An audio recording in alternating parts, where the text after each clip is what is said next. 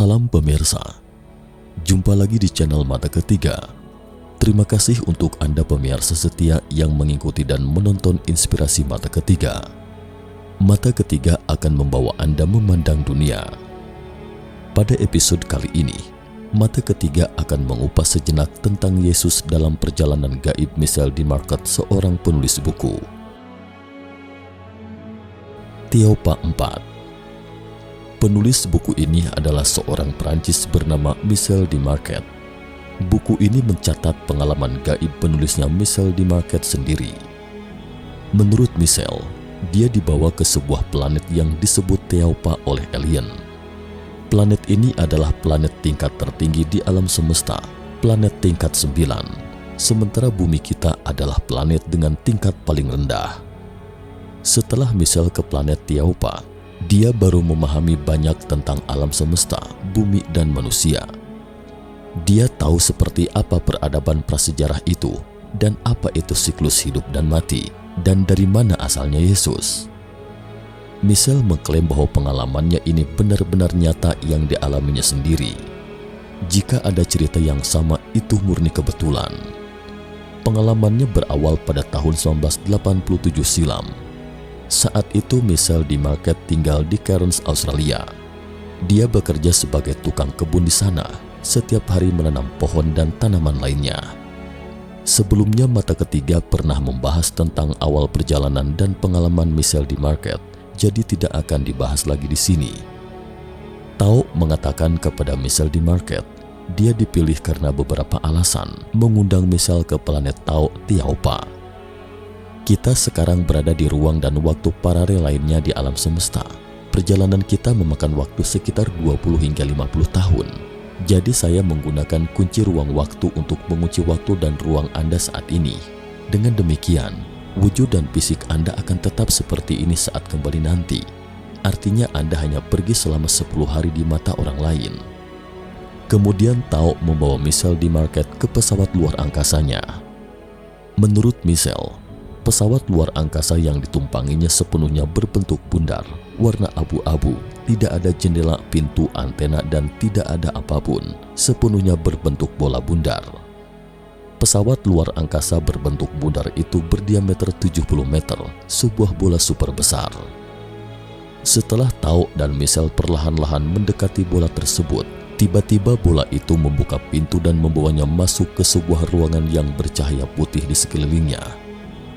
Michel menyaksikan pesawat luar angkasa tersebut melesat menembus banyak planet dengan kecepatan fantastis. Saat itu, Michel merasa kecepatannya terlalu ekstrim. Kemudian Michel menanyakan pada Tao, seberapa cepat laju pesawat kita sekarang? Sekarang kita dalam kecepatan maksimum. Kecepatannya sekitar beberapa kali kecepatan cahaya, kata Tao. Mendengar itu, Michel pun terperanjat dan seakan bergumam. Tidak mungkin, mana mungkin melebihi kecepatan cahaya. Tao memberitahu Michel bahwa banyak hal yang tidak boleh dia jelaskan kepada Michel.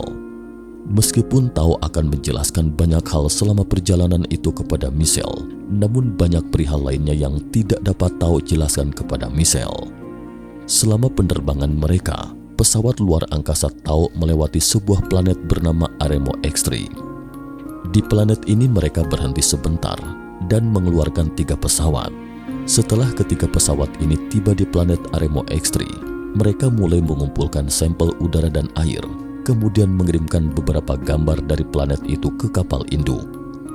Menurut Michel, planet Aremo X3 terlihat mirip dengan bumi, tetapi dipenuhi kabut di mana-mana.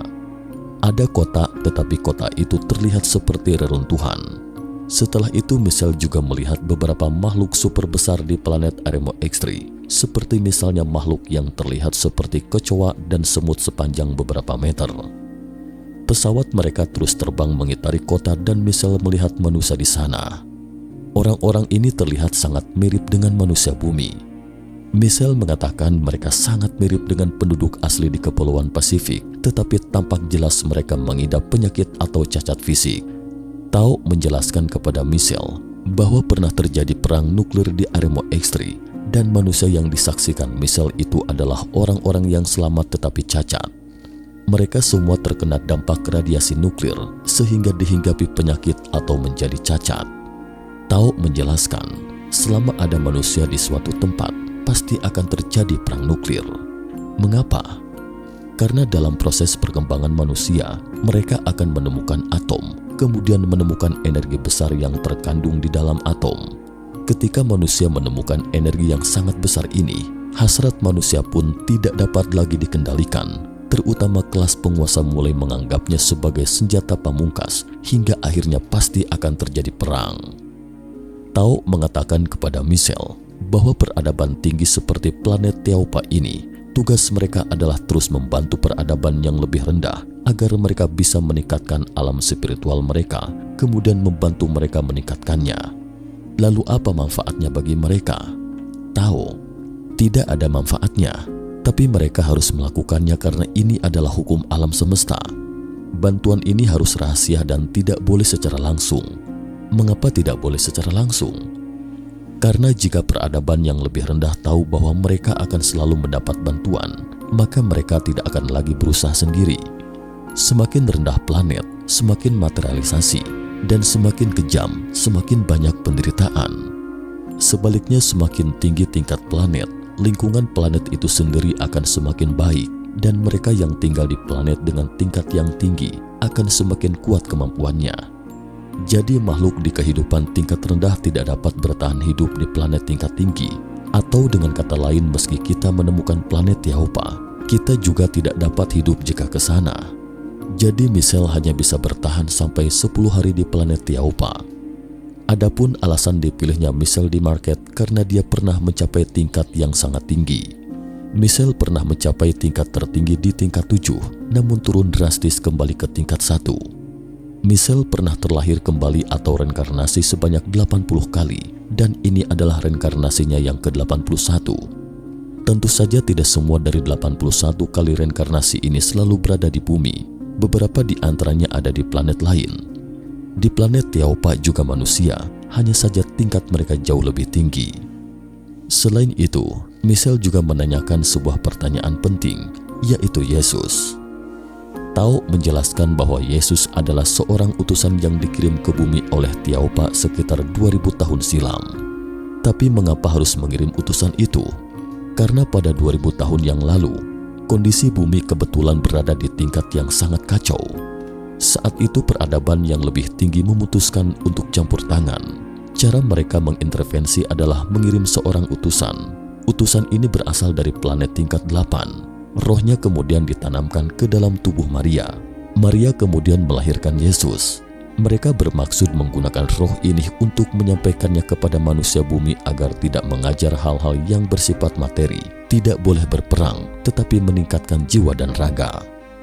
Dalam catatan Alkitab tentang kelahiran Yesus dikatakan bahwa akan ada sebuah bintang yang terang muncul di langit ketika Yesus lahir.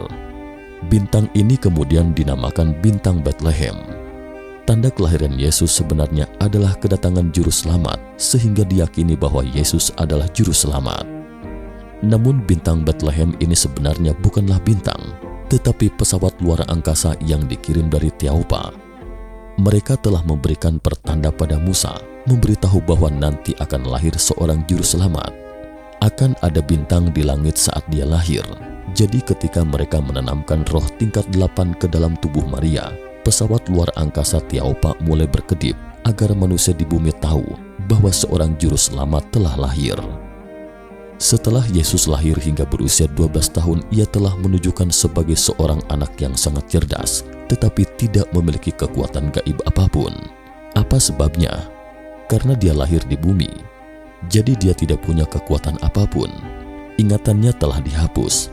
Belakangan Tiaopa merasa kebijakan mereka salah, jadi mereka menciptakan Yesus lagi di planet Tiaopa. Mereka menciptakan Yesus yang berusia 30 tahunan dan mengirimnya ke bumi. Jadi ada 2 Yesus di bumi. Ini sebenarnya adalah misteri di dalam Alkitab, karena dalam catatan Alkitab, sepertinya Yesus hanya tercatat sampai pada usia 15 tahun. Sebelum usia 15 tahun, Yesus tidak memiliki kekuatan gaib. Belakangan baru memiliki berbagai kekuatan gaib pada usia 32 tahun. Lalu siapa yang dipaku di kayu salib? Yesus kedua. Lalu kemana perginya Yesus pertama? Yesus pertama pergi dulu ke India, kemudian baru ke Jepang melalui India. Di sebuah tempat bernama Shingo di prefektur Aomori, Jepang, ada makam Yesus di tempat itu. Jadi orang Jepang tidak mengerti kenapa ada makam Yesus di Jepang. Dan sejak zaman kuno di Shingo, orang-orang selalu melaksanakan berbagai cara ritual sambil memegang salib. Tidak seperti tempat lain di Jepang dan desa tetangga di sana. Belakangan orang Jepang menemukan jawabannya di dalam sebuah buku kuno Jepang bernama Takechi Moncho atau dokumen Takechi 1875 hingga 1965. Dalam dokumen tercatat bahwa Yesus adalah sesosok Tuhan. Dalam Alkitab mencatat Yesus dapat menyembuhkan berbagai penyakit dan dapat membangkitkan orang mati. Dia disalibkan dan 3 hari kemudian dia dibangkitkan. Kemudian orang-orang mengatakan menyaksikan Yesus terbang ke langit kemudian lenyap. Lenyapnya Yesus itu sebenarnya dijemput kembali ke Tiaopa dan fisik Yesus saat ini ada di planet Tiaopa. Setelah perjalanan yang panjang, Michelle tiba di Tiaopa. Menurut penuturan Michelle, planet Tiaopa tampak berwarna-warni di mana-mana, bahkan daun tumbuhan pun bercahaya seperti planet Pandora.